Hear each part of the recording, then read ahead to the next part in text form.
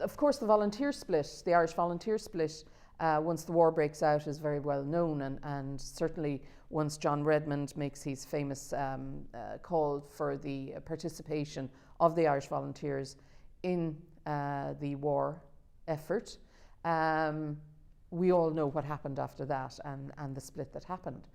What is less well known is the fact that this also affects Cumann in a very serious way, and you have to remember Cumann is in its initial formation months, so it is not fully there as yet.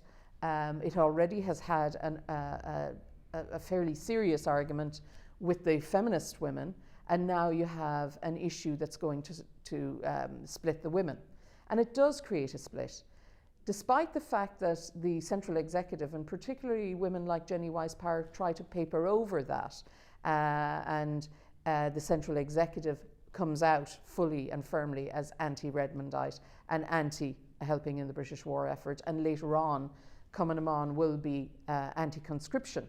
A number of the branches, of the newly formed branches, particularly outside of the Dublin area where maybe the central executive doesn't have as much control or as much power, either fall apart at this stage, become defunct, or actually are quite supportive of the volunteers who decide to answer the call that John Redmond puts out. So that split, which happens fairly early on in its formation, almost brings Cumann down and brings it to a fairly shuddering stop. But it does survive that, mainly because I would argue of the togetherness of the central executive. That doesn't split.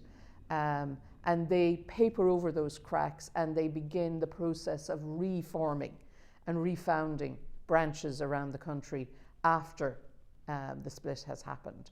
But it certainly does affect it, and comes close maybe to finishing it off before it really gets started.